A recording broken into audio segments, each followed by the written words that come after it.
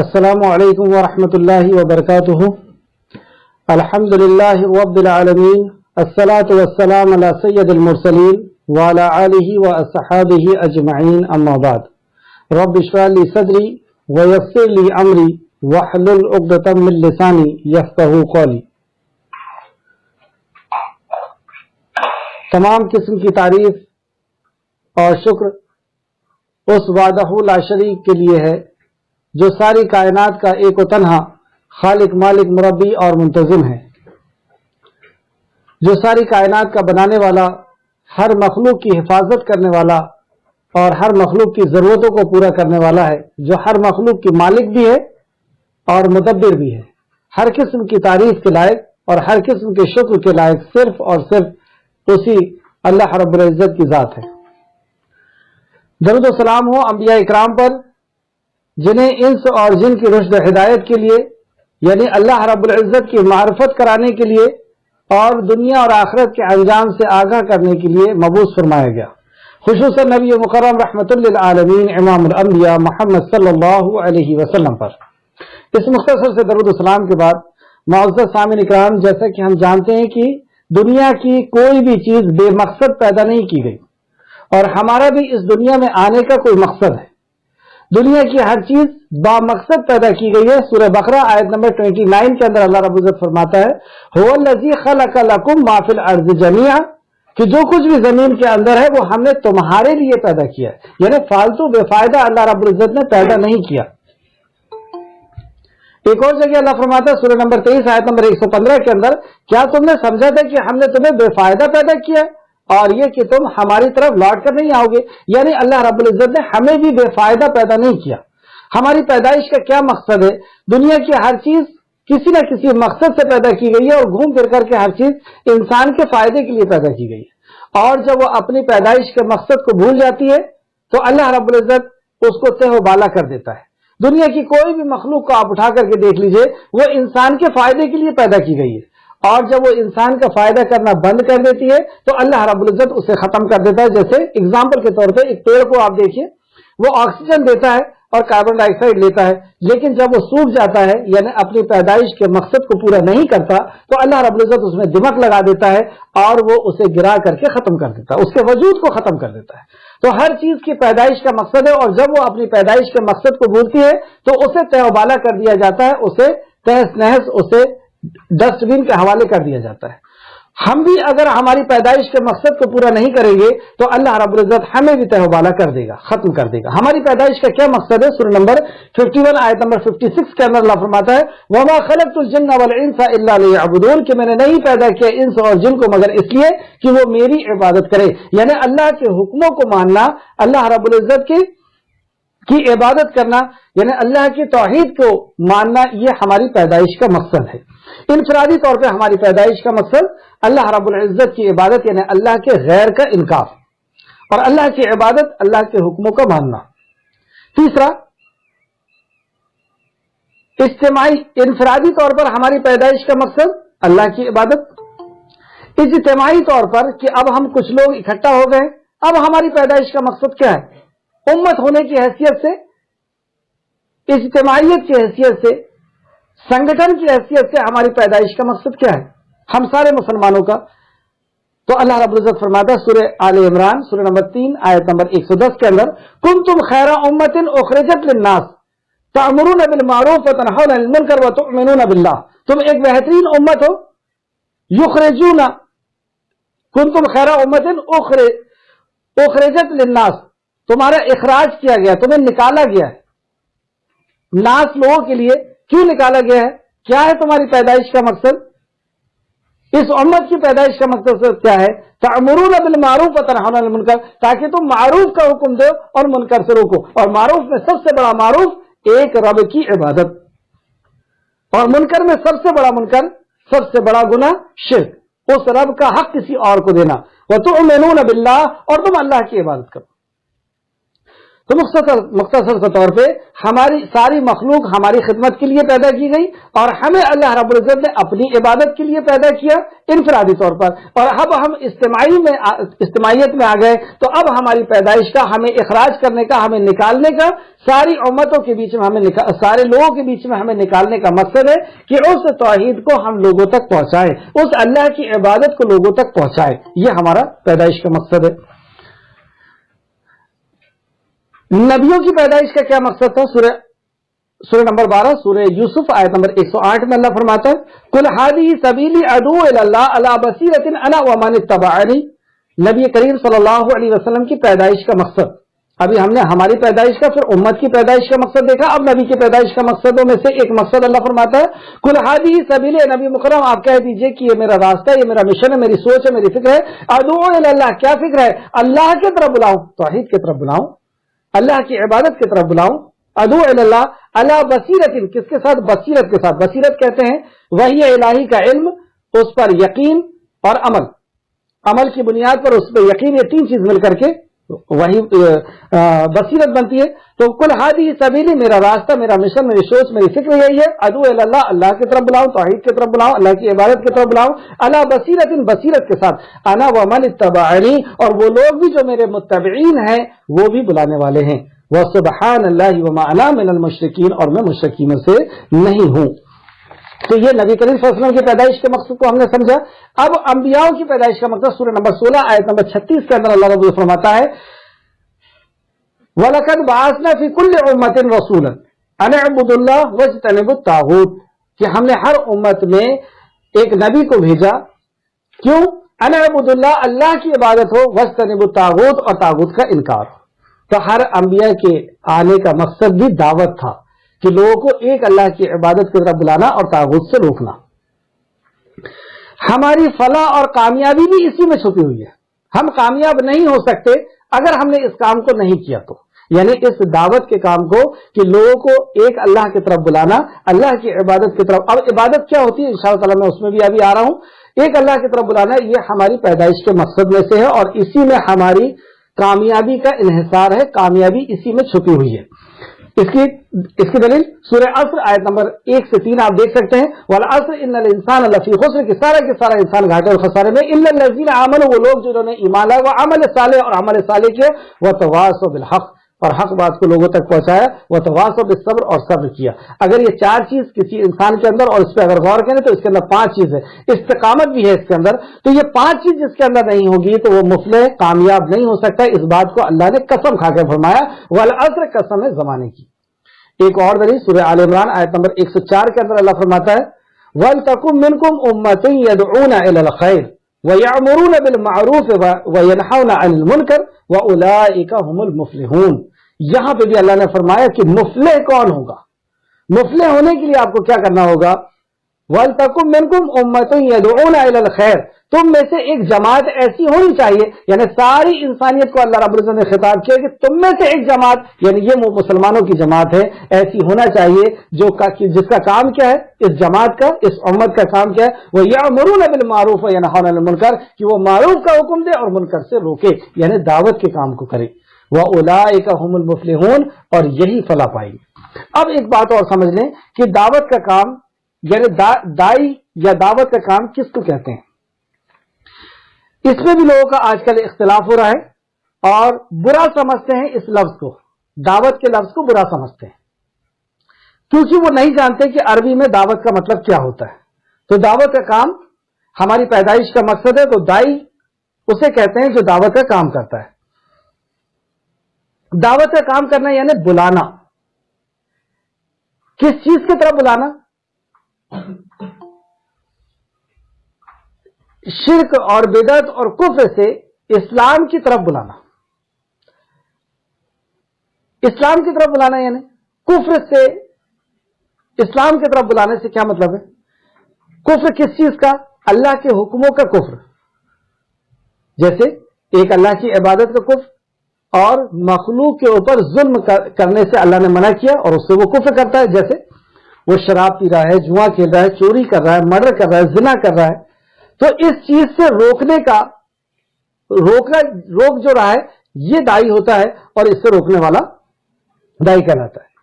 एक साले जिंदगी के तरफ, फिर से आप समझ लें, यानी कुफ्र क्या है, यानी शराब, जुआ, चोरी, मर्डर, जिना से एक साले जिंदगी के तरफ, पीसफुल लाइफ की तरफ बुलाना, इसको दावत कहते हैं। यानी जालिम, मुजरिम, क्रिमिनल शख्स को एक अच्छा इंसान बनाने के तरफ बुलाना, इस बुलाने को दावत कहते हैं। तो क्या ये गलत चीज है? एक शख्स जुल्म कर रहा है इंसानियत के ऊपर, एक शख्स मुजरिम है, कई किस्म के उसके अंदर क्राइम है, और ऐसी जिंदगी से उसे एक साले इंसान की तरफ बनाने के लिए बुलाना, क्या ये जुर्म है? तो इसको कहते हैं दाई, यानी एक अच्छी जिंदगी की तरफ अल्लाह रब्बुल इज्जत ने जिस तरीके से जिंदगी गुजारने का हुक्म दिया है, उसके मालिक ने उसे जिंदगी गुजारने का जो तरीका दिया उसके तरफ बुलाने को दाई कहते हैं। यानी इस बुलाने को दावत कहते हैं। जो दावत देता है वो दाई कहलाता है, और जिसे दावत दी जाती है वो मदू कहलाता है, उसे मदू कहते हैं, यानी जिसके ऊपर दावत का काम किया जा रहा है। आज हम देखेंगे जब दाई दावत देता है तो क्या रुकावटें आती हैं। तो रुकावटें दो किस्म की आती हैं। पहली रुकावट खुद उसके अपने मन के अशकाल, यानी वसवसे, उसके खुद के अंदर से कुछ हिचकिचाहटें होती हैं जिसकी वजह से वो खुद ही रुक जाता है। जैसे आप देख सकते हैं सूरह ताहा की आयत नंबर 24 से 35 तक।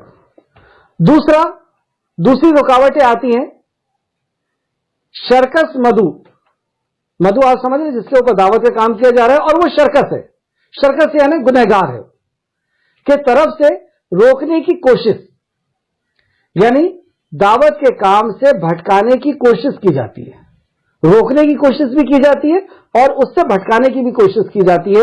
यह सरकश मधु की तरफ से यह काम होता है, यानी लोगों की तरफ से यह काम होता है जो मुती और फरमाबरदार नहीं होते। लेकिन एक दाई इन सारी चीजों से नहीं मुतासिर होता।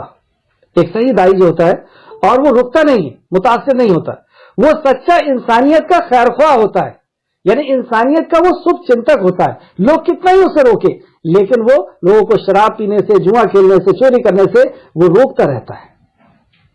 तो आज हम देखेंगे जो पिछली क्लास में बताया गया था कि उसके अंदर से जो चीजें आती हैं वो क्या चीजें हैं और उससे किस तरीके से रोका जाएगा, और बाहर से यानी मधु की तरफ से जो चीजें आएंगी उनसे किस तरीके से रोका जाएगा। ये दो पॉइंट पर हम लोग आज गौर करेंगे कुरान की आयत के मुताबिक। पिछली क्लास का अहाता कर रहा हूं मैं, यानी याद दहानी आपको सिर्फ करा रहा हूं पॉइंट की शक्ल में। आयत नंबर 10 से हम देखते हैं, औज़ु बिल्लाहि मिनश शैतानिर रजीम। वैसे आज आयत जो है वो 17 से रहेगी आज की क्लास। यादानी के तौर पे आयत नंबर 10 से, औज़ु बिल्लाहि मिनश शैतानिर रजीम व इज़ नादा रब्बुका मूसा अन अतिल कौमज़ ज़ालिमीन। और याद करो जब आपके रब ने मूसा को पुकारा कि तो जालिम कौम के पास जाओ।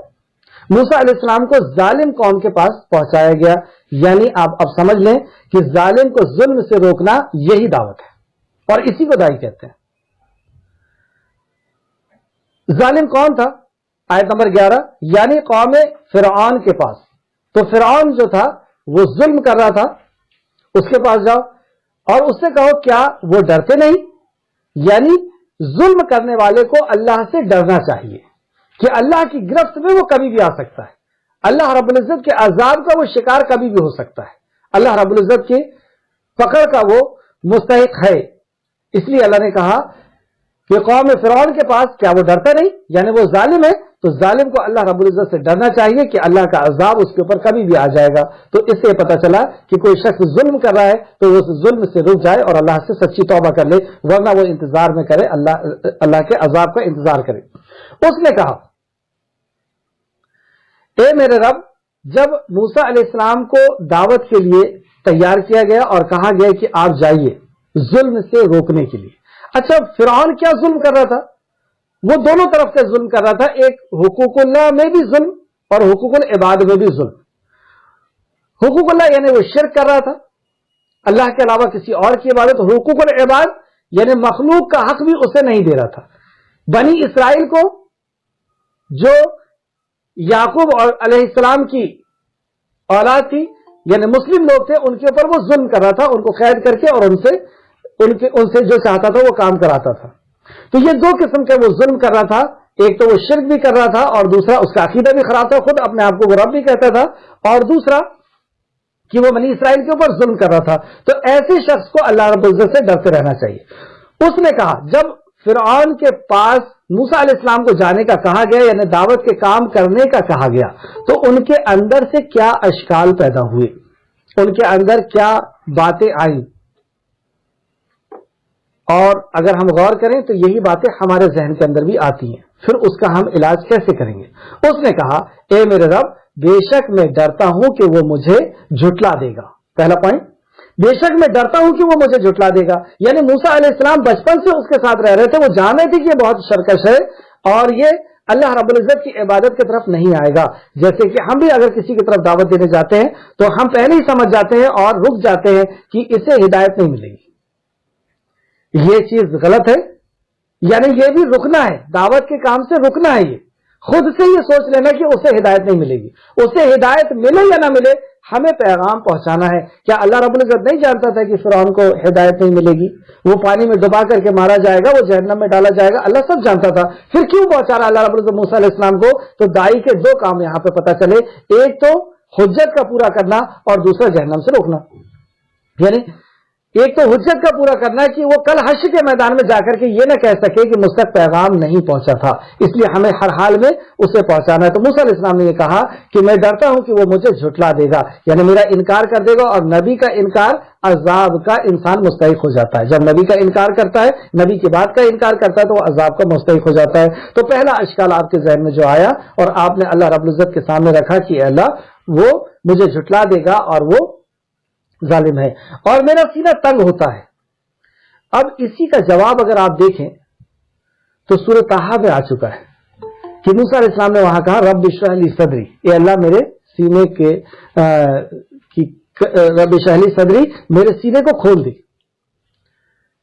एक तरफ उनके जहन में कुछ रुकावटें आ रही हैं कि ये परेशानी है, और साथ में वो उसके लिए दुआ भी कर रहे हैं। तो इससे हमें यह पता चला कि जो भी अश्काल हमारे अंदर आएंगे, रुकावट के दो किस्में जो मैंने आपको बताया। पहली किस्म, खुद अपने जहन के अंदर से कुछ बातों का आना जिससे हम रुक जाएं दावत के काम से। तो ऐसी जो भी बातें हमारे जहन के अंदर आ रही है उसके लिए हम अल्लाह रब्बुल इज्जत से दुआ करेंगे। तो ये पहली चीज हमारे जहन के अंदर आएगी कि उसे हिदायत नहीं मिलेगी या वो नहीं समझेगा, ये चीज हमें अपने जहन से निकाल देना है। दूसरी बात, मेरा सीना तंग होता है, जरूर सीना तंग होगा, हमें टेंशन होगी, उसके पास हम कैसे जाएं। अब ये फिरौन बादशाह के पास जा रहे थे, मिस्र के बादशाह के पास, और अकेले मूसा अलैहिस्सलाम जाएंगे तो वाकई टेंशन की बात है। तो इसके लिए उन्होंने रब्बि इश्रह ली सदरी, वो जो दुआ सूरह ताहा में बताई गई वो पढ़ा आपने, और मेरी जुबान में लुकनत है, मतलब मेरी जुबान नहीं चलती, तो वहां पर भी आपने इस अस्काल के लिए दुआ की अल्लाह रब्बुल इज्जत से, रब्बि इश्रह ली सदरी वयस्सिर ली अमरी वहलुल उक़दतम मिन लिसानी, कि मेरी जुबान की लुकनत को खोल दे, वहलुल उक़दतम मिन लिसानी यफ़क़हू क़ौली, ताकि वो मेरी बात को समझ सके। तो तीसरी बात जो जहन के अंदर आती है कि मेरी जुबान में लुकनत है, यानी हम फ्लो में बात नहीं कर पाएंगे, हम कुरान को हदीस को सही तौर पे नहीं समझा पाएंगे, हम कहां से शुरू करें कहां पे खत्म करें, ये सारी चीजें जुबान की लुकनत होती है।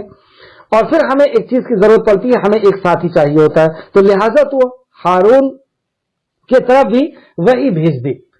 तो ये एक डिमांड की मूसा अलैहिस्सलाम ने, एक तो दुआ भी कर रहे हैं अल्लाह रब्बुल इज्जत से कि मेरे जहन के अंदर जो जो चीजें आ रही हैं उसको तू खत्म कर दे, जुबान की लुकनत को भी खोल दे, टेंशन को भी खोल दे, मेरे काम को आसान कर दे, और बाहर से मुझे एक साथी दे जिसके साथ में काम के लिए जाऊं।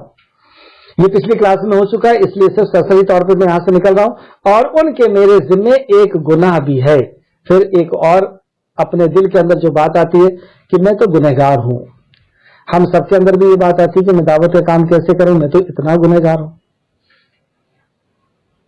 तो मूसा अलैहिस्सलाम भी कहते हैं कि मेरे जिम्मे उनका एक गुनाह भी है।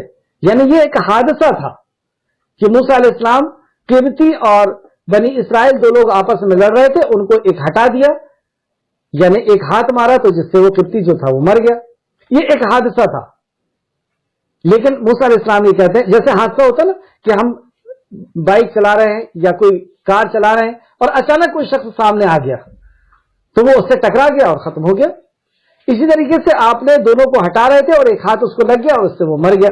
तो ये एक हादसा था जिसके बिना पर मूसा अलैहिस्सलाम कहते हैं कि मेरे ऊपर तो एक केस चल रहा है, लिहाजा मुझे खौफ आता है कि वो मुझे कत्ल कर देंगे। खौफ का आना, फिर ये पांचवी चीज भी हमारे जहन के अंदर भी आती है कि हमें खौफ होता है कि हम उसे जाकर के समझाएंगे और हम उसे ये कहेंगे कि तुम्हारा बाप दादा का जो दीन है, ये तरीका है, ये गलत है और तुम्हारी जो सोच है ये गलत है वगैरह वगैरह, तो वो नाराज होगा और वो हमें मार सकता है, उसके पास इतनी ताकत है वगैरह वगैरह।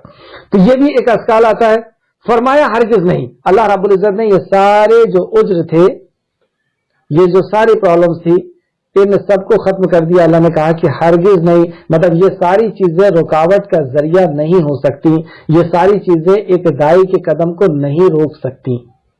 कौन सी? डर, या वो नहीं समझेगा, सीने का तंग होना, जुबान की लुकनत, उसके ऊपर कोई केस का चलना या उसके ऊपर इल्जामात का लगना या उससे कोई गुनाह का हो जाना। ये हम अपने लिए बोल रहे हैं, मूसा अलैहिस्सलाम के लिए नहीं। मूसा अलैहिस्सलाम से गुनाह नहीं हुआ था, एक हादसा था वो, और लिहाजा मुझे खौफ आता है, खौफ का आना। तो ये जितने भी जहन के अंदर अशकाल हैं, इन सबको अल्लाह रब्बुल इज्जत ने रद्द कर दिया कि और फरमाया कि हरगिज नहीं, ये सारी चीजें आपके कदम को नहीं रोक सकती, काम तो करना होगा। हत्ता तुम दोनों हमारी निशानियों के साथ जाओ। यहां पे अल्लाह रब्बुल इज्जत ने मूसा अलैहिस्सलाम की डिमांड को पूरी कर दिया। क्या क्या डिमांड थी? रब्बि इश्रह ली सदरी, सीने को खोल दे, वयस्सिर ली अमरी, मेरे काम को आसान कर दे, वहलुल उक़दतम मिन लिसानी यफ़क़हू क़ौली, और जब मैं बात करूं कि वो मेरी बात को समझ सके, और मेरे भाई हारून के जरिए से मेरी मदद कर। तो अल्लाह रब्बुल इज्जत ने मूसा अलैहिस्सलाम की मदद कर दी, हारून अलैहिस्सलाम को भी दे दिया, जुबान की लुकनत को भी खोल दिया और काम को भी आसान कर दिया, आपके सीने की तंगी को भी दूर कर दिया। यकीनन तुम्हारे, तो हमें ये पता चला कि ये सारी पांचों चीजें, हम जब भी दावत के काम के लिए खड़े होंगे तो ये पांचों चीजें आएंगी और इसका इजाला हमें अल्लाह रब्बुल इज्जत से करना है, यानी इसका हल हमें अल्लाह रब्बुल इज्जत से करना है, दुआ अल्लाह से करना है और उसके लिए जाना है। चुनांचे तुम दोनों फिरौन के पास जाओ, फिर उससे कहो बिला शुबा हम रब्बुल आलमीन के रसूल हैं। फिर यहाँ पे अल्लाह रब्बुल इज्जत ने मूसा अलैहिस्सलाम को ये कहा कि आप फिरौन के सामने जाएं और फिरौन के सामने जाकर के क्या कहेंगे, क्या दावत देंगे? पहले दावत मसाइल की होगी या अकाइद की होगी? तो आपने फरमाया कि उससे कहो कि मैं रब्बुल आलमीन का रसूल हूं। तो यहां पता चला कि रब की दावत पहले देना है और रसालत की दावत देना है कि मैं अल्लाह का रसूल हूं। इसको आप तफसील से देख सकते हैं सूरह ताहा की आयत नंबर 25 से 36 तक कि मूसा अलैहिस्सलाम ने रुबूबियत की दावत कितने प्यारे अंदाज से दी। आप ये भी गौर कर रहे होंगे कि मूसा अलैहिस्सलाम का जिक्र कुरान में कई जगह आया है, लेकिन ये भी अल्लाह रब्बुल इज्जत के कलाम की खूबी है और वाकई अल्लाह का कलाम है, खूबियों से भरा हुआ होगा। तो मूसा अलैहिस्सलाम का वाकया कुरान में कई जगह आया है, हर जगह अलग अलग लेसन, अलग अलग हमारे लिए नसीहतें और इबरतें हैं।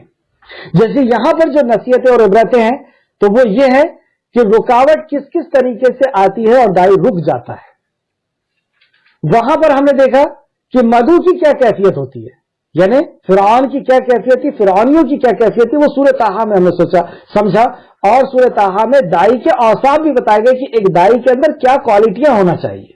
तो हर जगह आप यही वाकया मिलेगा, लेकिन हर जगह किसी अलग चीज के ऊपर फोकस मिलेगा, या दहानी मिलेगी या उसकी तरफ तवज्जो दिलाई जाएगी। आयत नंबर 17, ये कि बनी इसराइल को हमारे साथ भेज दे। तो दो दावत आपने दी, पहली रुबूबियत और रसालत की, और दूसरी दावत कि इस इंसानियत के ऊपर जुल्म मत कर। ये दो दावतें देता है एक दाई। दो दावतें कौन सी? अनअबुदुल्लाह वस्तनिबु तागूत, एक अल्लाह की इबादत करो और तागूत का इनकार करो, यानी इस्बात और नफी। ये नहीं कि अच्छी अच्छी बात ही कह रहे और बुरी बात नहीं कह रहे। भलाई का हुक्म देना और बुराई से रोकना, वयअमुरूना बिल मारूफ वयनहौना अनिल मुनकर, मुनकर से रोकना, ये दोनों चीज मिलकर के दावत बनेगी। तो एक पहलू तो ये होगा, और दूसरा पहलू वो जो जुल्म कर रहा है इंसानियत के ऊपर, उससे रोका जाएगा। आज की क्लास में हम देखते हैं आयत नंबर 18 से کہ सरकश लोग किस तरीके से एक दाई के कदम को रोकने की कोशिश करते हैं, उसके तकरीबन 7 पॉइंट्स आपके सामने आ जाएंगे। फिरौन ने कहा, क्या हमने अपने पास बचपन में तेरी परवरिश नहीं की और तू हमारे दरमियान अपनी उम्र की कई बरस नहीं गुजारा? क्या कह रहे हैं कि तुम हमें दावत देने आए हो, भूल गए अपने दिन कि उम्र का एक लंबा तवील अरसा तुमने हमारे पास गुजारा है। यानी वो अपने एहसान गिना रहा है कि हमने तुम्हारे ऊपर इतना एहसान किया और तुम आज हमारे बाप दादा के अकीदे के खिलाफ, हमारे अकीदे के खिलाफ, हमारे देश के कानून के खिलाफ तुम बात करते हो। आप गौर करिए, जब भी हम दावत देते हैं तो अगर हमारे बड़े होते हैं तो वो हमें इसी तरीके से रोकते हैं। हमने तुमको पाल पोस करके बड़ा किया, तुम हमको समझाओगे? हमने तुमको चलना सिखाया, हमने तुमको बोलना सिखाया, तुम हमको सिखाओगे? तो सबसे पहला कदम यहीं से रोकने की कोशिश करते हैं कि तुम छोटे हो, हमारे माशरे का एक हिस्सा हो, या हमारे घर का एक छोटे फर्द हो। जैसे एग्जाम्पल के तौर पे माँ बाप को अगर दावत दे रहे हैं, शौहर को अगर दावत दे रहे हैं, बड़े भाई को दे रहे हैं, या कबीले के किसी सरदार को अगर दावत दे रहे हैं, तो वो यही बोलेगा, वो अपने एहसान को याद दिलाएगा कि तुम हमारे बीच में जिंदगी गुजारो। ये पहला अटिक। कुछ लोग इससे रुक जाते हैं, लेकिन दाई के कदम कभी नहीं रुकते। डर, आप मूसा अलैहिस्सलाम का वाकया जहां पर भी पढ़ेंगे तो डर का जिक्र आएगा, लेकिन मूसा अलैहिस्सलाम उस डर से रुके कभी नहीं। तो डरना इंसानी फितरत है, लेकिन रुक जाना यह जुर्म है। क्यों नहीं रुकेगा एक दाई दावत के काम से? क्योंकि इसमें अल्लाह रब्बुल इज्जत ने वादा किया है कि तुम मेरे दीन की मदद करो, मैं तुम इन तंसुरुल्लाह यंसुरुकुम व युसब्बित अक़दामकुम। और वहां पे भी फिरौन मूसा अलैहिस्सलाम को अल्लाह ने कहा कि तुम जाओ, मैं तुम्हारे साथ हूं। तो पहली रुकावट, वो हमें एहसान याद दिलाते हैं और कहते हैं कि तुम इस लायक नहीं कि तुम हमें समझाओ। दूसरी, और तो अपना वो काम कर गया जो कर गया। अब ये दूसरी याद दिला रहे हैं मूसा अलैहिस्सलाम के से जो हादसा हुआ था, उस हादसे की तरफ इशारा ये कर रहा है कि तुम हमें बताने आए हो, तुम क्या करके गए हो, यहां से मर्डर करके गए हो ना। ये तो मूसा अलैहिस्सलाम का था कि उनको हादसा याद दिलाए, लेकिन हमारे साथ क्या होता है? हमारे साथ भी यही होता है कि हमारे साथ किया हुआ कोई हादसा हमें याद दिलाया जाता है, या हमारे जरिए से किया गया गुनाह हमें याद दिलाया जाता है। और ये बहुत बड़ी चाल होती है एक सरकश इंसान की या शैतान की, एक दाई को रोकने के लिए। इससे दो नताइज निकलते हैं। जब दाई को उसके गुनाह याद दिलाए जाते हैं, और ये होगा, हर किसी के साथ होगा। 900 चूहे खा के बिल्ली हंस को जा रही है। तुमने वो 12th में और 10th में क्या किए थे? तुम तो पहले खूब शराब पीते थे, ब्याज का खूब कारोबार किए, आज आ गए तुम दीन बताने के लिए। इस किस्म के ताने दिए जाएंगे, आपके पुराने गुनाहों को सामने लाया जाएगा। तो अब, और ये सबके साथ होगा, या तो इल्जाम लगाए जाएंगे, या हकीकतन अगर कोई गुनाह हो गया तो वो सामने लाया जाएगा। ये इतना खतरनाक वार होता है कि इससे अक्सर लोग रुक जाते हैं, लेकिन अल्लाह रब्बुल इज्जत जैसे तौफीक दे, वही इस बड़े हमले का शिकार नहीं हो पाता। इसके अंदर दो चीजें क्या होती हैं? पहला, पहला जो दाई है वो एहसास कमतरी का शिकार हो जाता है। वो अपने आप में ये फील करने लगता है कि मैं तो गुनहगार हूं, मैं ऐसा इतना ऊंचा काम, अंबिया वाला काम मैं कैसे कर सकता हूं, मैं तो गुनहगार हूं। और शैतान अपनी चाल में कामयाब हो जाता है, उसे वो रोक देता है। दूसरा और इससे ज्यादा खतरनाक जो चीज दाई के सामने आती है, जब उसकी बुराई गिनाई जाती है तो वो अपने पर्सनल के ऊपर ले लेता है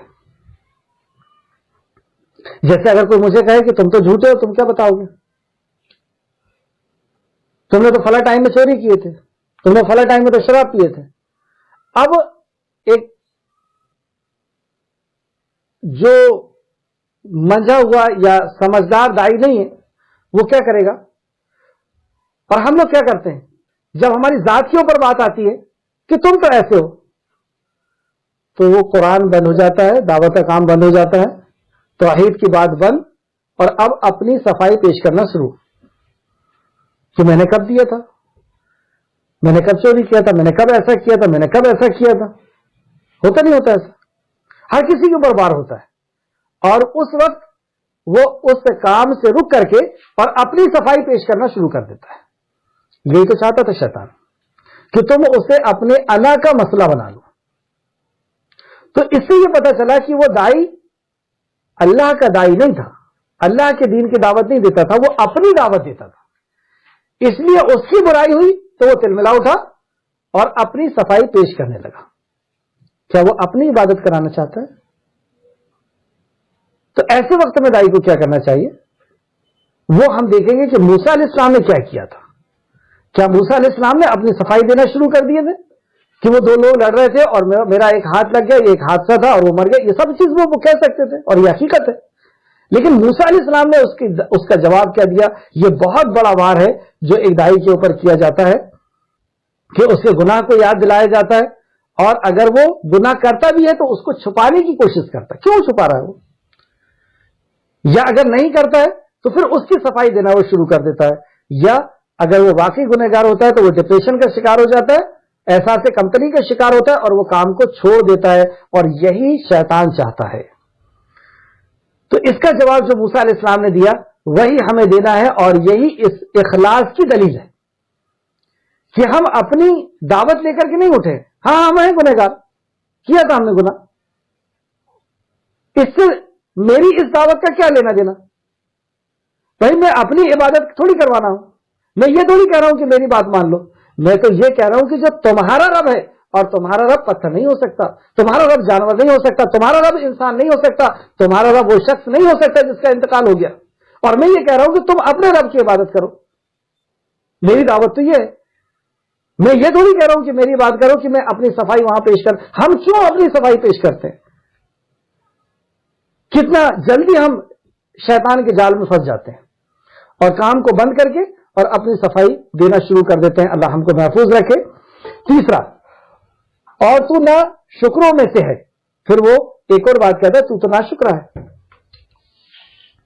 ہمارے اتنے احسانات ہیں اور تم ان سب کو ختم کر کے اور ہمیں اپنے باپ دادا کے طریقے سے اور دین سے چھڑوا رہے، تم تو نہ شکر ہو. اس نے کہا، اب موسیٰ علیہ السلام کے اوپر جو بات فرعون نے کیا تھا، تو سب سے پہلے تو اس نے یہ کیا تھا، احسان یاد دلایا تھا. تو موسیٰ علیہ السلام نے جب جواب دینا شروع کیا تو پہلے احسان کا جواب دینا تھا اور پھر وہ گناہ کی بات کرنا تھا. لیکن موسیٰ علیہ السلام نے وہ سیریس میٹر تھا اصل میں،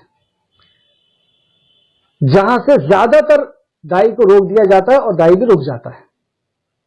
اللہ ہم سب کو محفوظ رکھے کہ گناہوں کو یاد دلا کر کے روک دینا، یا انا کا مسئلہ بنا لینا، یا احساس کمتری کا شکار کر دینا. اور یہ تینوں حربے وہیں سے نکلتے ہیں، یہ تینوں چالیں وہیں سے نکلتی ہیں کہ اس کے گناہ اس کو یاد دلاؤ. اس کو بتاؤ کہ ابھی تک تو یہ پردہ نہیں کرتی تھی، اس سے بتاؤ کہ ابھی تک تو یہ کیسی زندگی گزار رہی تھی، روک دو اس کو. تو موسیٰ علیہ السلام نے پہلے اسی کا جواب دیا. اس نے کہا، میں نے وہ کام اس وقت کیا تھا جب میں بھٹکے ہوئے لوگوں میں سے تھا. ضالین کا لفظ یہاں پہ آیا ہے، غیر المغضوب علیہم ولا الضالین ہم جو پڑھتے ہیں، ولا الضالین، کہ اللہ ہم کو ویسا مت بنا جس نے ظلم کیا، جس کے اوپر ظلم کیا گیا، اور نہ ویسا جو گمراہ ہو گئے. تو موسیٰ علیہ السلام نے اس کی کوئی صفائی پیش نہیں کی اور سمپل سا جواب دیا. اس نے کہا، میں نے وہ کام اس وقت کیا تھا جبکہ میں بھٹکے ہوئے لوگوں میں سے تھا. سبحان اللہ، یہ اخلاص. اور اصل پوائنٹ کی طرف, اصل دعوت کی طرف پھر سے موسیٰ علیہ السلام واپس آ جائے. کیا ہم نے کیا تھا ویسا؟ کیا ہم ایسا کرتے ہیں؟ کیوں نہیں کرتے یہ ضرورت؟ کیونکہ کہیں نہ کہیں ہم اپنے آپ کو بڑا بنانا چاہتے ہیں, ہم اپنی تعریف کرانا چاہتے ہیں. ہم کام ہی اس لیے کر رہے کہ لوگ ہمیں اچھا کہیں, ہمیں بڑا کہیں, جبکہ ہماری نیت یہ ہونا چاہیے کہ لوگ ہمارے رب کو بڑا کہیں, ہمارے رب کو جانیں, ہمارے رب کی عظمت اس کے دل و دماغ کے اندر ہو, اس کی عبادت اس کے اندر ہو. تو یہاں پر سمپل سا جواب ہمیں یہی دینا ہے کہ ہاں اس وقت میرے سے وہ غلطی ہو گئی, میں غلط تھا. پھر اب تم جب غلط ہے تو کیسے آگے دعوت دینے کے لیے؟ اس کا جواب, پھر جب میں تم سے ڈرا تو میں تم سے بھاگ گیا. جب موسیٰ علیہ السلام سے مرڈر ہو گیا, یعنی وہ الگ کر رہے تھے اور ایک حادثہ ہوا جس سے وہ مر گیا, تو لوگوں نے آ کر کے بتایا کہ فرعون کے جو درباری ہیں یا فرعون کے جو سردار لوگ ہیں وہ تمہیں ڈھونڈ رہے اور تمہیں سولی دے دیں گے. جبکہ ایک حادثے کی سزا یہ نہیں ہونا چاہیے. بھائی کسی سے روڈ ایکسیڈنٹ میں کوئی آدمی مارا گیا تو کیا اسے سولی دے دینا چاہیے؟ ہاں, اگر کوئی تلوار نکال کر کے کسی کی گردن اڑا دے تو بات سمجھ میں آتی ہے کہ ہاں یہ مرڈر کرنا چاہتا تھا, لیکن ایک چاہ نہیں رہا تھا, اچانک دھوکے سے ہو گیا. تو موسیٰ علیہ السلام بہرحال وہاں سے چلے گئے تھے. پھر جب تم سے میں ڈرا تو تم سے یہاں سے بھاگ گیا. پھر میرے رب نے مجھے حکم بخشا اور اس نے مجھے رسولوں میں سے کیا.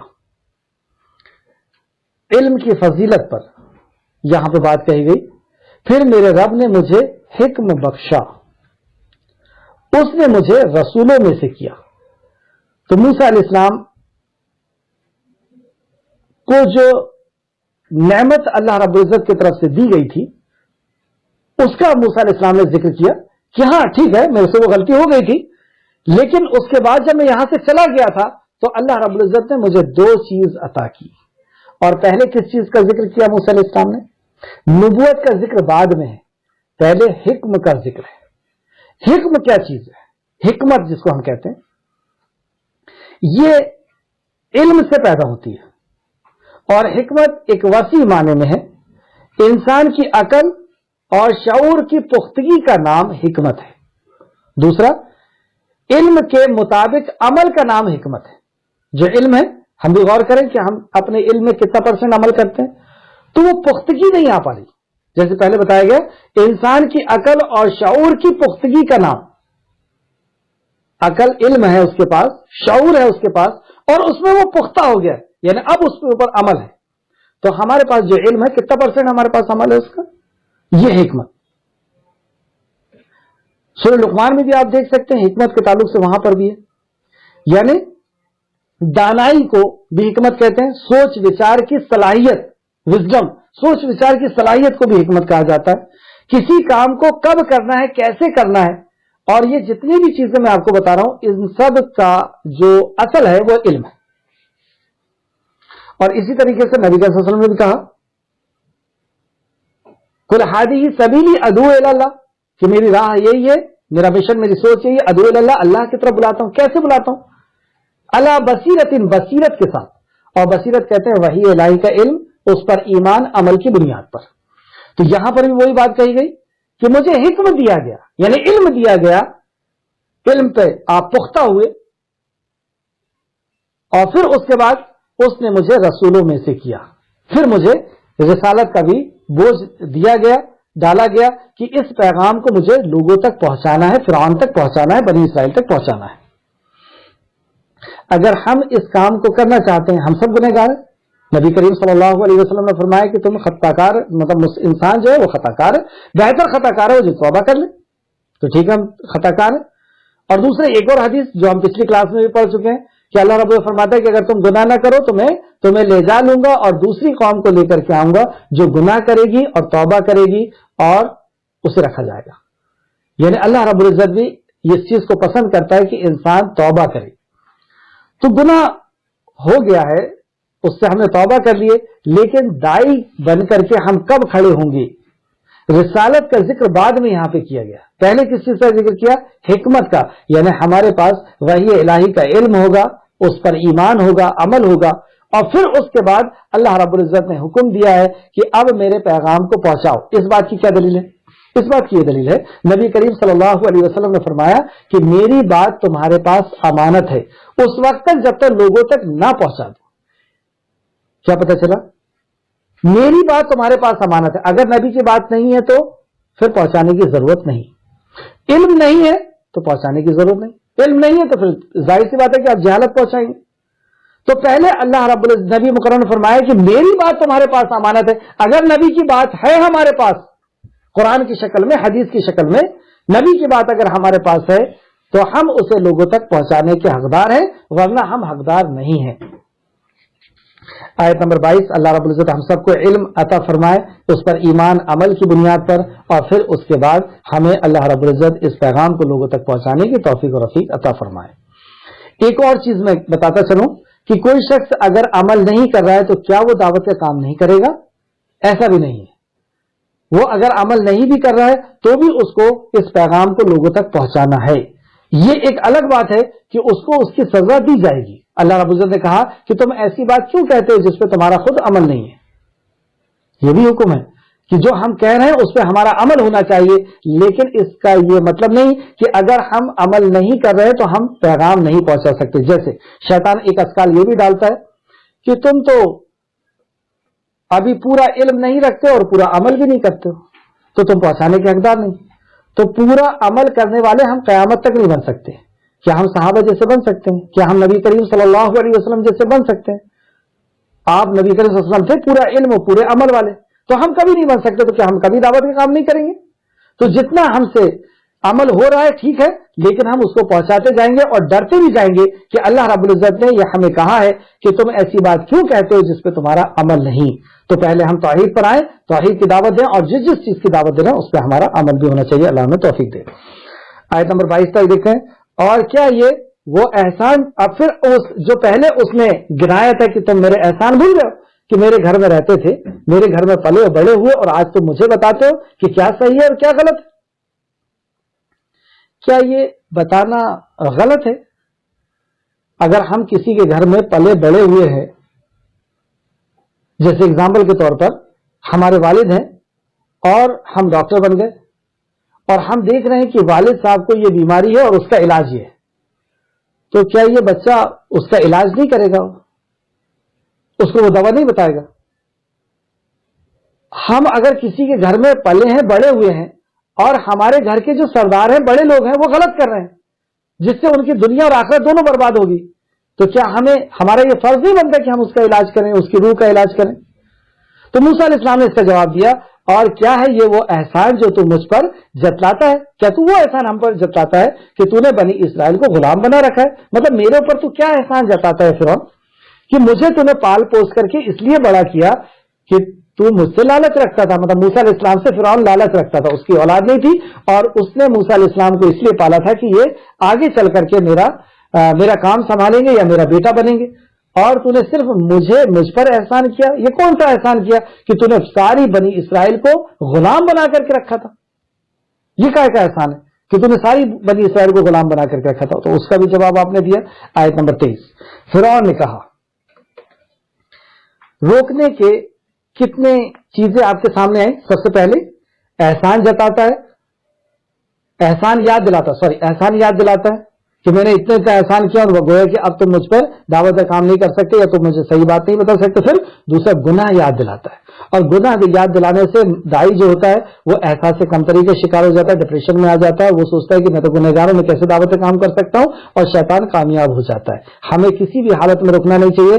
ہمیں یہی سوچنا چاہیے کہ ہمارا رب معاف کرنے والا ہے. وہ شرک جیسے کبیرہ گناہ کو اللہ معاف کرتا ہے. وہ گناہ جیسے بھی گناہ ہو، اگر بندہ رک جاتا ہے اور صحیح راستے پہ آ جاتا ہے تو اللہ رب العزت معاف کرتا ہے. تیسرا، وہ گناہ یاد دلا کر کے یا اس کی غلطی یاد دلا کر یا اس کے اوپر الزام لگاتا ہے تاکہ دائی جو ہے وہ اپنی انا کا اس کو مسئلہ بنا لے. اور جب وہ انا کا مسئلہ بنا لیتا ہے تو پھر انا کی لڑائی لڑتا ہے. پھر وہ دعوت کے کام کو چھوڑ کر کے اپنی بڑائی کو ثابت کرنے کی کوشش کرتا ہے، اور شیطان کامیاب ہو جاتا ہے، اور وہ اپنی دعوت لے کر کے پھر چلنا شروع کر دیتا ہے. इसी तरीके से वो उसने फिर कहा कि नाशुक्र है। सूरह तौबा के अंदर एक और रुकावट बताई गई थी जो फिरौन की तरफ से थी, और वो भी बहुत बड़ी रुकावट है, और इसका शिकार मैं अक्सर दावत के काम करने वालों को देखता हूं, यहां तक कि 99% लोगों को मैं देखता हूं कि वो इसी चाल में फंस चुके हैं। सूरह ताहा आयत नंबर 51 के अंदर वो बताया गया कि फिरौन को जब मूसा अलैहिस्सलाम तौहीद की दावत दे रहे थे तो फिरौन ने तौहीद की दावत से भटकाने के लिए एक हरबा फेंका, एक चाल चली, और कहता है कि बताओ हमारे अगले बाप दादाओं का क्या हुआ, हमारी अगली उम्मत का क्या हुआ। यह मसला था कि हमारे जो बाप दादा मर चुके हैं उनका क्या हुआ। जैसे जब कोई दाई दावत देता है तो उससे सवाल किया जाता है कि आपके यहां तो पर्दे का सिस्टम है, औरतों को ढाक दिया जाता है, या गोश्त खाने का हुक्म दिया गया है, या आप ये काम ऐसा क्यों करते हैं, कोई भी मसाइल, एक हाथ से मुसाफा हुआ या जो भी कोई भी मसाइल, तो दाई तौहीद की दावत को छोड़ करके मसले की दावत में लग जाता है। और यही शैतान चाहता है कि आप अकीदे की दावत को छोड़ करके, तौहीद अल्लाह पे ईमान की दावत को छोड़ करके मसले के ऊपर लग जाओ। अगर उस शख्स को आपने खूब अच्छे से समझा दिया कि गोश्त में ये फायदे, और वो गोश्त खाने लगा, और उसको आपने तौहीद नहीं समझाया, वो तौहीद पे नहीं आया, तो क्या वो जन्नत में चला जाएगा? तो फिर तो हमारी बेवकूफी हो गई। हमने उसको खूब समझाया और वो पर्दा करने लगी, वो खातून, लेकिन बुरखे की हालत में वो गैरुल्लाह की इबादत कर रही है। तो आपका ये पर्दा पहनवा देना, क्या ये अक्लमंदी है? आप उसको दावत दे रहे हैं नमाज की, उसको नमाज भी पढ़वा दी, लेकिन शिर्क से नहीं रुका। वो इधर नमाज पढ़ता है, इधर आकर के वो गैरुल्लाह के सामने सजदा भी करता है। तो शैतान की ये चाल है कि वो मसाइल की तरफ लेकर के जाता है और मसाइल से लगाता है। लेकिन मूसा अलैहिस्सलाम ने, आप जरूर देखें सूरह ताहा आयत नंबर 51 के बाद मूसा अलैहिस्सलाम ने इसका जवाब कैसे दिया। इसी पे नहीं लग गए कि वो समझाना शुरू कर देते कि तुम्हारे बाप दादा का ये हुआ वो हुआ, नहीं, वो फौरन वहां से लौट करके आए और कहा कि मेरा रब बेहतर जानता है, उसके पास लिखा हुआ है कि उनका क्या अंजाम होगा, और मेरा रब वो है जो जमीन और आसमान का रब है। फिर तौहीद रुबूबियत की दावत मूसा अलैहिस्सलाम ने देना वहां से शुरू कर दिए थे। यहां पे हमने 5 चीजें देखी।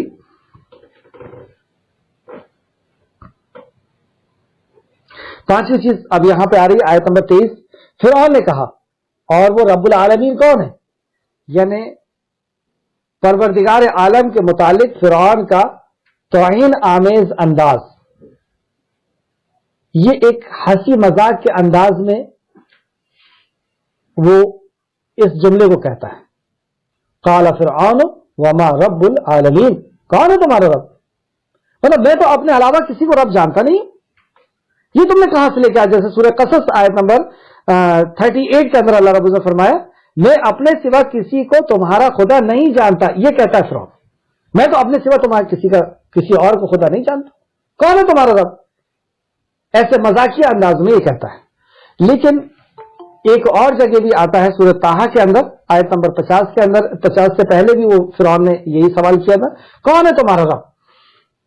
और मुशरिकीन मक्का ने भी नबी करीम सल्लल्लाहु अलैहि वसल्लम से यही सवाल किया था, कौन है तुम्हारा रब? मतलब तुम 360 से बुराई मोल ले रहे हो एक रब के लिए, एक अल्लाह के लिए, और कहते ला इलाहा, कोई इबादत के लायक नहीं इल्लल्लाह, मगर एक, सिर्फ एक के लिए। तो कौन है वो तुम्हारा रब? और ये सवाल भी बहुत अच्छा है और उसका जवाब ना जानना ही सारे फसाद की जड़। इंसान शिर्क इसलिए करता है क्योंकि वो नहीं जानता कि रब कौन है। तो अल्लाह रब्बुल इज्जत ने, अच्छा यहां देखिए आपकी अलग अलग जवाब मिलेंगे आपको, सवाल एक ही है लेकिन अलग अलग अंदाज में अल्लाह रब्बुल इज्जत जवाब दे रहा है। वहां पे बनी इसराइल ने, फिरौन ने सवाल किया तो अल्लाह रब्बुल इज्जत ने सूरह ताहा के अंदर कुछ और जवाब दिया। यही सवाल मक्का के मुश्रिकों ने किया तो अल्लाह रब्बुल इज्जत ने जिब्रील अमीन को कुछ दूसरा जवाब देकर के पहुंचाया। जवाब वही है लेकिन मधु के लेवल के मुताबिक, उसकी समझने की सलाहियत के मुताबिक उसे जवाब दिया गया। तो इससे यह भी पता चला कि हम जिसको समझा रहे हैं उसके लेवल को भी समझे, उसकी दिमाग की और उसकी समझ की सलाहियत को समझे और उस मुताबिक हम उससे बात करेंगे। तो यहां पे फिरौन ने जब मूसा अलैहिस्सलाम से कहा कि कौन है तेरा रब, तो मूसा अलैहिस्सलाम ने सूरह ताहा के अंदर जो जवाब दिया, سورہ طٰہٰ میں جو اللہ رب العزت نے نقل کیا آیت نمبر 50 کے اندر، اس نے کہا اے موسیٰ تم دونوں کا پروردگار کون ہے؟ کہا کہ میرا پروردگار وہ ہے جس نے ہر چیز کو اس کی شکل و صورت بخشی اور پھر ہدایت کی۔ ایک بادشاہ ہے نا، سمجھدار ہے، پڑھا لکھا ہے، پوری کمانڈ کر رہا ہے پورے دیش کی، ایک ٹیلنٹڈ شخص ہے، تو اس کو اللہ کی معرفت کرانے کا انداز آپ دیکھیں کتنا بھاری، کہ اے موسیٰ، اے فرعون، میرا رب وہ ہے جو مخلوق کا اندازہ ٹھہراتا ہے، مخلوق بنانا تو بہت دور کی بات ہے، تو اپنے لیے اولاد تو پیدا نہیں کر سکا فرعون، میرے رب نے جو مخلوق بنائی ہے اس کا اندازہ بھی اس نے ٹھہرایا ہے، تو اس کے اندازے کو بھی بدل نہیں سکتا۔ ایک چیونٹی کا اندازہ جو اللہ نے طے کر دیا ہے، تو اسے شکر کے ڈبے میں ڈال کر کے چیٹا نہیں بنا سکتا۔ ایک بکری کا اندازہ جو میرے رب نے طے کر دیا ہے، اسے تو کاجو اور کسمس کھلا کر کے اے فرعون، تو اسے گائے نہیں بنا سکتا، گائے جیسی شکل نہیں دے سکتا، تو اتنا لاچار ہے۔ تو اپنے لیے اولاد پیدا کرنا تو بہت دور کی بات ہے، میرے رب نے جس کا جو اندازہ ٹھہرایا اس اندازے کو بدلنے کی طاقت بھی تیرے اندر نہیں ہے۔ ہاتھی کو جیسا بنانا تھا، شیر کو جیسا بنانا تھا، جانور جس کو جیسا بنانا تھا ویسا بنایا۔ اور آج بھی ہمارا سائنس کسی جانور کی شکل و صورت کو یا اس کے سائز کو بڑا نہیں کر سک رہا ہے، کہ مرغی کو بہت سارے کچھ انجیکشن وغیرہ دے کر کے اور اس کو 50 اور 100 کلو کی کر دے، کر سکتا ہے، جلدی اس کا گروتھ کر دیتا ہے، بس یہی ہے۔ لیکن جو گروتھ ہونے کا جو اندازہ اللہ نے ٹھہرایا ہے اس اندازے کے باہر نہیں نکل سکتا، یہ قرآن میں 14 سال پہلے بتا دیا اللہ نے۔ اور دوسرا اس سے بھی بڑی بات کہ پھر اسے زندگی جینے کی ہدایت دیتا ہے، کیا اس کے لیے حلال ہے کیا حرام ہے کسی کو بتانا نہیں پڑتا، جانوروں کو کیا اسے پینا ہے کیا نہیں پینا ہے، کہاں رہنا ہے کہاں نہیں رہنا ہے، کوئی بتانے کی ضرورت نہیں، یہ ہے وہ میرا رب۔ اللہ اکبر! یہ سائنسداں کو بھی اگر یہ آپ جواب دے دیں تو عقل اس کی حیران ہو جائے گی اور وہ ماننے پہ مجبور ہو جائے گا کہ یہ مخلوق کا کوئی بنانے والا اور ان کے اندر پروگرامنگ ڈالنے والا، ان کے اندر زندگی گزارنے کا طریقہ ڈالنے والا بھی کوئی ہے۔ اسی بات نے اللہ کا شکر ہے میری زندگی کو ہلا کر کے رکھ دیا ہے۔ ایک جانور کے اوپر جب میں نے ریسرچ کیا، واقعی اللہ کے علاوہ کون ہے جس نے اس کو سکھایا ہے، یہ اس کے لیے حلال ہے یہ حرام ہے۔ ہم بہت مار کر کے بھی اور مار کر کے مار ڈالیں گے ہم کسی شیر کو، لیکن اس کو سبزی نہیں کھلا سکتے، حرام ہے اس کے لیے، اس نے طے کر دیا، اس کے دماغ میں اللہ رب العزت نے ڈال دیا یہ حلال ہے یہ حرام ہے۔ کون ہے یہ جو بتا؟ یہ ہے وہ رب۔ لیکن مکہ کے لوگ، مکہ کے جو مشرک تھے وہ کم پڑھے لکھے تھے، سمجھدار نہیں تھے، تو ان کے لیے بہت موٹے انداز میں اللہ نے بتایا، قل هو اللہ احد، اللہ وہ ہے جو ایک ہے، تم جس کی عبادت کرتے ہو کیا وہ ایک ہے؟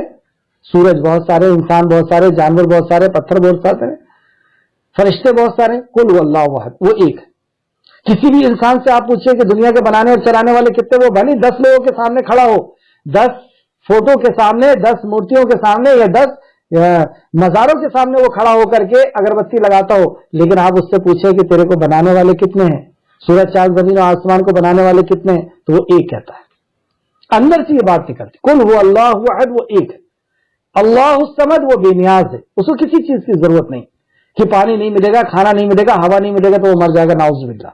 کیوں نہیں ہے ضرورت؟ کیونکہ بنانے والا بنی ہوئی چیز سے پہلے سے ہوتا ہے۔ تو اللہ رب العزت جب پانی نہیں تھا تبھی وہ تھا، پانی کو اس نے بنایا، گویا کہ پانی کی اس کو ضرورت نہیں ہے، پانی اس کی کمزوری نہیں، کیونکہ وہ پہلے سے تھا، پانی کو اس نے وجود کیا ہے۔ ہوا نہیں تھی، اللہ نے ہوا کو بنایا، یعنی ہوا کے بغیر اللہ تھا۔ تو اللہ الصمد، وہ بے نیاز، لم یلد ولم یولد، نہ اس، اب جس کی بھی عبادت ہو رہی ہے کیا وہ بے نیاز ہے؟ اس کو زمین کی ضرورت ہے کھڑا ہونے کے لیے، پانی کی ضرورت ہے، ہوا کی ضرورت ہے، کھانے کی ضرورت ہے، بے نیاز کوئی نہیں، یہ اللہ کی پہچان۔ لم یلد ولم یولد، نہ اس نے کسی کو جنا ہے نہ وہ کسی سے جنا گیا، مطلب اس سے کوئی چیز نکلی نہیں ہے، جیسے پتھر سے کوئی چیز پتھر نکلے گا تو وہ بھی پتھر کہلائے گا، نور سے اگر کوئی نور نکلے گا تو وہ بھی نور نکلے گا کہلائے گا۔ لم یلد ولم یولد، نہ اس نے کسی کو جنا ہے نہ وہ کسی سے جنا گیا۔ ولم یکن لہ کفوا احد، اور کوئی اس کا ہمشر شریک حصہ نہیں، یعنی اس کی جو صفات ہے اس کی صفات کے اندر کوئی شامل نہیں ہو سکتا۔ اور بھی وقت کی کمی کی وجہ سے آپ سورہ اخلاص کو اور بھی تفسیر کے حوالے سے سمجھیں۔ تو یہاں پہ دیکھیں ہم، فرعون نے کہا اور وہ تیرا رب کون ہے؟ ہنسی مذاق کے انداز میں وہ کہتا ہے، اس نے کہا وہ آسمانوں اور زمین اور جو کچھ ان دونوں کے درمیان ہے ان کا رب ہے۔ تو اللہ رب العزت کی کا تعارف آپ نے جو پیش کیا، وہ توحید ربوبیت کا کیا. الحمدللہ رب العالمین، اقرا بسم ربک الذی، تو پہلے توحید ربوبیت کی دعوت دی جاتی ہے. اس کو بارہا بتایا جا چکا ہے. رب یعنی خالق، خالق جس نے پیدا کیا، جو حفاظت کرتا ہے، جو ضرورت پوری کرتا ہے. مالک جس کی ملکیت ہے. مدبر جس کا پلان ہے. یہ چاروں پانچوں چیزیں مل کر کے رب بنتی ہے. خالق، مالک، مدبر. تو آپ نے فرمایا کہ وہ زمین و آسمان اور اس کے اندر جتنی بھی چیزیں اس کا وہ رب ہے. تو رب نہیں، تو نے کچھ نہیں بنایا. اگر تم یقین کرنے والے ہو، موسیٰ علیہ السلام نے توحید ربوبیت، اور سورۃ طٰہٰ کے اندر آپ دیکھ سکتے ہیں کہ توحید ربوبیت کی بہت ہی پیارے انداز میں موسیٰ علیہ السلام نے دعوت دی تھی. اس نے اپنے ارد گرد والوں کے درمیان سے کہا کیا تم سنتے نہیں ہو؟ یعنی پھر وہ مذاق کے انداز میں کہہ رہا تم سنتے نہیں ہو کیا کہہ رہا ہے یہ؟ بھول گئے یہ کون ہے رب؟ جیسے سورہ قصص آیت نمبر 38 میں فرمایا میں اپنے سوا کسی کو تو خدا نہیں جانتا. موسیٰ نے کہا، لیکن موسیٰ علیہ السلام اس کے اس استہزاء، اس مذاق سے رکے نہیں. پھر آپ اسے دعوت دیتے ہیں. موسیٰ نے کہا وہ تمہارا اور تمہارے اگلے آبا و اجداد کا رب ہے. وہ صرف تیرا ہی نہیں ہے فرعون، تیرے پہلے بھی جتنے باپ دادا گزر چکے ہیں نا، جتنے بھی مصر کے بادشاہ گزر چکے ہیں، ان کا بھی رب وہی ہے. اللہ اس نے کہا البتہ، آیت نمبر 27، اس نے کہا بلا شبہ تیرا یہ رسول جو تمہارے طرف بھیجا گیا ہے. مطلب فرعون پھر کہتا ہے موسیٰ علیہ السلام کے تعلق سے، اس نے کہا بلا شبہ تمہارا یہ رسول جو تمہارے طرف بھیجا گیا ہے، بنی اسرائیل کی طرف اشارہ ہے، تمہارا جو رسول تو جو تمہاری طرف بھیجا گیا ہے یقیناً دیوانہ ہے. 7واں پوائنٹ کہ اب آپ کو دیوانہ کہا گیا.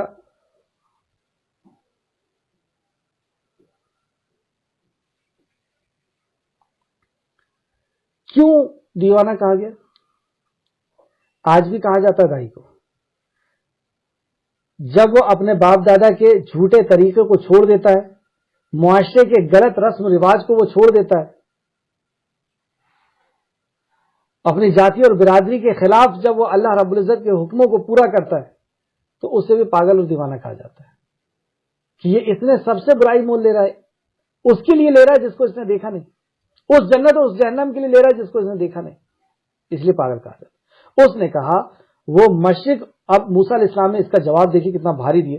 موسیٰ علیہ السلام نے کہا وہ مشرق اور مغرب اور جو کچھ ان دونوں کے درمیان ہے ان کا رب ہے اگر تو عقل رکھتا ہے. جیسے ابراہیم علیہ السلام نے بھی بادشاہ کو دیا تھا کہ میرا رب وہ ہے جو سورج کو پورب سے نکالتا ہے پچھم میں ڈباتا ہے. اسی انداز میں یہ کہتے ہیں کہ اس نے کہا وہ مشرق اور مغرب کا رب ہے، یعنی مشرق سے سورج کو نکالتا ہے، مغرب میں سورج کو ڈباتا ہے. تو اگر رب ہے تو اس کو دوسرے طریقے سے نکال. رب کی یہ تعارف پیش کر رہے ہیں کہ میرا رب تو یہ کام کرتا ہے، تو کچھ اور کر سکتا ہے تو وہ بتا دے. اس نے کہا آیت نمبر 29، اس نے کہا البتہ اگر تو نے میرے سوا کسی اور کو معبود ٹھہرایا تو میں ضرور تجھے قید کر دوں گا، قیدیوں میں سے کر دوں گا. یہ اس کا 7واں حربہ، 6واں حربہ کہ میں تجھے قید کر دوں گا. یہ ہمارے ساتھ بھی ہوگا کہ ہم تمہیں مار ڈالیں گے، شہر سے نکال دیں گے، تمہیں قید کروا دیں گے، تمہیں قانون میں پھنسا دیں گے، فلاں کر دیں گے، فلاں کر دیں گے. لیکن دائی رکے گا؟ دائی اس لیے نہیں رکے گا کیونکہ وہ جس پر ایمان رکھتا ہے اور اس رب نے یہ حکم دیا ہے ان تنصروا اللہ ینصرکم ویثبت اقدامکم، تم میرے دین کی مدد کرو میں تمہاری مدد کروں گا. موسیٰ علیہ السلام کو بھی اللہ نے کہا کہ جاؤ فرعون کی طرف، میں تمہارے ساتھ ہوں. پچھلی کلاس میں ہم پڑھ چکے ہیں. تو اللہ رب العزت کا ساتھ ہے. یہاں پہ اللہ نے یہ نہیں کہا کہ میں جبرائیل اور میکائیل اور اسرافیل کو دے دیتا ہوں. کیا کہا اللہ نے؟ میں تمہارے ساتھ ہوں. اللہ اکبر. تو یہاں پہ فرعون نے یہ کہا کہ میں تمہیں قید کر دوں گا.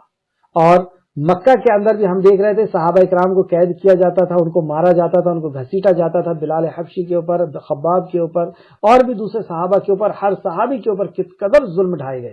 تو یہ بھی ہوتا ہے. موسیٰ نے کہا اگرچہ میں تیرے پاس کوئی واضح شے لاؤں تب بھی. یہ کیوں ایسا ہوا؟ اس پہ آپ غور کریں. جب ہم کسی کو ظلم سے روک رہے تھے، کرائم سے، برائی سے روک رہے تھے، تو اس نے اتنے طریقے سے ہمیں روکنے کی کوشش کیوں کی؟ جیسے ہمیں احسان یاد دلا رہے ہیں، کبھی گناہ یاد دلا رہے ہیں، کبھی ناشکرا کہہ رہے ہیں، کبھی وہ یوں کہہ رہے ہیں کہ مسائل کی طرف ہمیں ہماری توجہ کو کرانا چاہ رہے ہیں، کبھی دیوانہ کہہ رہے ہیں، کبھی پاگل کہہ رہے ہیں، کبھی قید کر دیں گے یہ دھمکی دے رہے ہیں، کبھی دیوانہ کہنے کی دھمکی۔ یہ کیوں قید کرنے کا کیوں کہہ رہا ہے؟ کیونکہ اس کے پاس سوالوں کا جواب نہیں ہے۔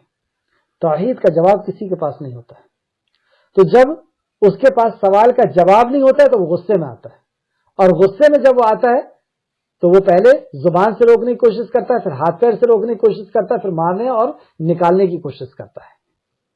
تو غصہ جس کے اندر آ رہا ہے سمجھ لیجئے اس کے پاس دلیل نہیں ہے، اور جس کے پاس دلیل ہوگی وہ مسکراتے ہوئے اس کے سارے سوالوں کا جواب دینا شروع کر دے گا۔